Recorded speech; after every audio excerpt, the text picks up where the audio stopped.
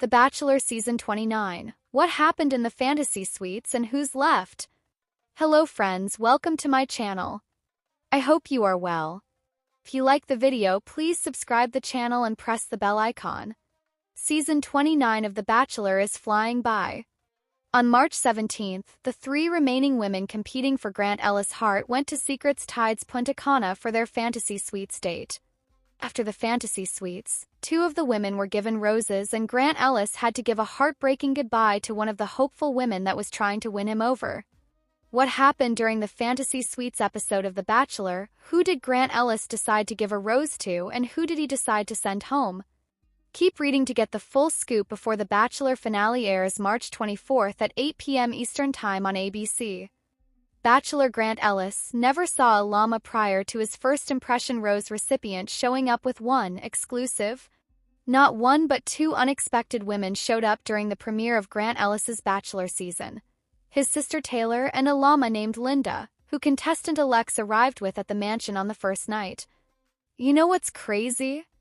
I never saw a llama before, Ellis, 31, tells People. They're kind of awkward, but that llama was sweet. I don't know what they're feeding that llama, but it definitely had a really nice personality. The day trader ended up giving Alex, 27, the first impression rose after she tried to teach him French, a nod to her Canadian roots and her job as a pediatric speech therapist, during the night one cocktail party. Host Jesse Palmer revealed during the January 27th premiere that, for the first time ever, the first impression rose recipient would also score the first one-on-one date of the season. But that extra factor didn't add any weight to my decision, Ellis says.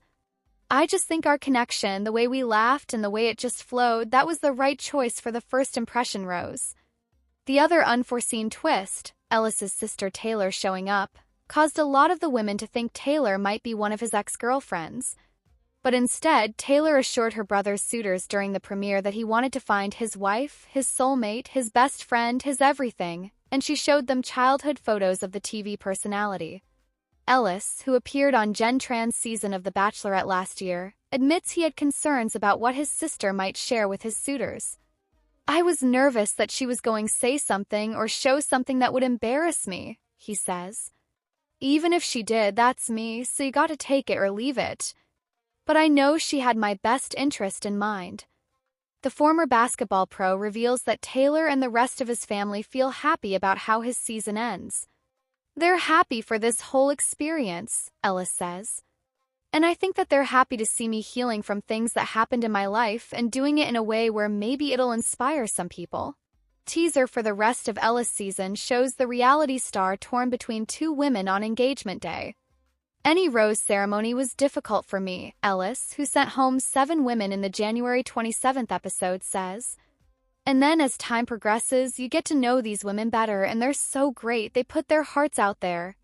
So that was the hard part, just letting somebody down that their heart was in it. That was really tough for me, but it's something that was a step forward in me finding my person, so that's something that I'm happy about. Till, Ellis says, things ended the way they were supposed to end with his journey. I'm happy with decisions I made and I don't regret anything, he teases. I'm very happy with the ending. Into the arena, hostile Democrats, skeptical Republicans tear into Kennedy on the Hill. Health and Human Services Secretary Robert F. Kennedy Jr. found himself in the arena Thursday morning. Room 215 of the Dirksen Senate Office Building is not a conventional arena. It's the hearing room for the Senate Finance Committee, but circumstances converted the room into such a venue. Kennedy was due to appear before the Senate Finance panel long before August happened, but Kennedy's August is what placed special focus on Kennedy's appearance. RFK Jr. sacked newly confirmed Centers for Disease Control Director Susan Menares 4 weeks after senators greenlit her nomination and issued new, stringent, controversial eligibility guidelines for people to receive a COVID-19 booster this fall. The forum was hostile. The hearing for Kennedy quickly devolved into a verbal judo match. He sparred with senators from both parties. They jousted over science and politics, but the heart of the conflict was internal turmoil at the CDC and vaccines. Do you accept the fact that 1 million Americans died from COVID? Asked Senator Mark Warner, Democrat Virginia of Kennedy. I don't know how many died, answered Kennedy. Warner was apoplectic. You're the Secretary of Health and Human Services. You don't have any idea how many Americans died from COVID? Asked an incredulous Warner. I don't think anybody knows because there was so much data chaos coming out of the CDC, replied Kennedy. The Secretary of Health and Human Services doesn't know how many people died from COVID? Doesn't know if the vaccine helped prevent any deaths. And you are the sitting Secretary of Health and Human Services, continued Warner. How can you be that ignorant?